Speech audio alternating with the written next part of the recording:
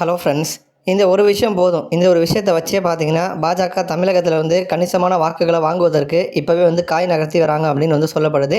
அடுத்த வருஷம் தமிழகத்தில் சட்டப்பேரவை தேர்தல் வந்து நடக்க போகுது. இன்னும் ஒரு வருஷம் தான் வந்திருக்கு. அதற்குள்ளே இப்போவே பார்த்தீங்கன்னா அரசியல் களம் வந்து சூடு பிடிக்க தொடங்கிருச்சு.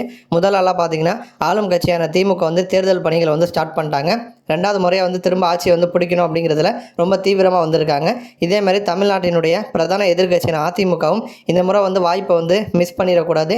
திமுகவுக்கு வந்து கொஞ்சம் கூட சளைக்காமல் கூட்டணியை வந்து உருவாக்கி இந்த முறை வந்து ஆட்சியை வந்து பிடிக்கணும் அப்படின்னு சொல்லிட்டு அதிமுகவும் வந்து முயற்சி பண்ணி வந்துட்டு இருக்காங்க. இதற்கு நடுவில் பாஜக பார்த்தீங்கன்னா கணிசமான இடங்களில் வந்து ஜெயிச்சே ஆகணும் அப்படிங்கிற மாதிரி ஒரு நெருக்கடியில் வந்து இருக்காங்க. பாஜக கூட்டணியில் இருந்த அதிமுக வந்து வெளில போனது பாஜகவுக்கு இப்போ வந்து பெரிய ஒரு பின்னடைவை வந்து ஏற்படுத்தியிருக்கு. அதனால் திரும்ப அதிமுக உள்ளே கொண்டு வரணும் அப்படின்னு சொல்லிட்டு பாஜக வந்து முயற்சி பண்ணி வந்துட்டு இருக்காங்க. அந்த மாதிரி சூழலில் கோவை எம்எல்ஏ மற்றும் தமிழ்நாடு பாஜக மூத்த தலைவருமான வானதி சீனிவாசனை பாஜகவில் வந்து தேசிய தலைவராக நியமிக்க வாய்ப்பு வந்து இருக்குது அப்படிங்கிற மாதிரி இப்போ அப்டேட் வந்திருக்கு. பாஜகவினுடைய தேசிய தலைவராக இருக்கக்கூடிய நட்டாவினுடைய பதவி காலம் வந்து முடிஞ்சிருச்சு. இப்போ வந்து புதிய தலைவர் வந்து நியமிக்கணும். கடந்த ஜனவரி மாதமே பார்த்தீங்கன்னா புதிய தலைவரை வந்து நியமிச்சிருப்பாங்க. ஆனால் வந்து டெல்லி சட்டப்பேரவை தேர்தல் இருந்த காரணத்தினால இது வந்து தாமதமானுச்சு. இந்த முறை பார்த்தீங்கன்னா அந்த பாஜக தேசிய தலைவருக்கான ரேஸில் எடுத்துக்கிட்டோன்னா மத்திய அமைச்சர்களான பிரகலாத் ஜோஷி, ஜி கிஷன் ரெட்டி, ஆந்திர பாஜக தலைவரான புரந்தேஸ்வரி இவங்களாம் வந்திருக்காங்க. இவங்களோட சேர்ந்து போட்டியில் பார்த்தீங்கன்னா பாஜக மகளிர் அணி தலைவரான வானதி ஸ்ரீனிவாசனும் இருக்காங்க அப்படின்னு வந்து சொல்லப்படுது. பொதுவாகவே பார்த்தீங்கன்னா பிராமண சமூகத்தை சேர்ந்தவங்களை தான் தேசிய தலைவர்களாக வந்து நியமிப்பாங்க. இதுதான் வந்து பாஜக வழக்கமாகவே வந்து வச்சுருக்காங்க. அதே மாதிரி பாஜக தலைவர்களை வந்து தேர்வு பண்ணுறதுல ஆர்எஸ்எஸ் அமைப்போட பங்களிப்பும் வந்து அதிகமாக வந்திருக்கும். அதன்படி பார்த்தோம் அப்படின்னா இந்த 4 பேரில் தான் வந்து இந்த ரேஸில் வந்திருக்காங்க. இந்த 4 பேரில் யாராச்சும் ஒருத்தவங்கள தான் பார்த்தீங்கன்னா தலைவராக வந்து போட போகிறாங்க. அதுலேயும் வந்து தென் மாநிலத்தை சேர்ந்த ஒருத்தரை வந்து அதுவும் வந்து ஒரு பெண் தலைவரை தேசிய தலைவராக கொண்டு வரக்கூடிய ஒரு பிளானில் பாஜக வந்திருக்காங்களா. அந்த வகையில் எடுத்துக்கிட்டோன்னா புரந்தேஸ்வரி அப்படி இல்லைனா வானதி ஸ்ரீனிவாசன் 2 பேரில் யாராச்சும் ஒருத்தவங்க வந்து தலைவராக ஆவதற்கான வாய்ப்பு அதிகமாக இருக்குது அப்படின்னு சொல்லப்படுது. வானதி ஸ்ரீனிவாசனை பொறுத்த வரைக்கும் நீண்ட காலமாக தமிழக பாஜகவுக்கு வந்து ஓய்வே இல்லாமல் உழைச்சிட்டு வந்துட்டு இருக்காங்க.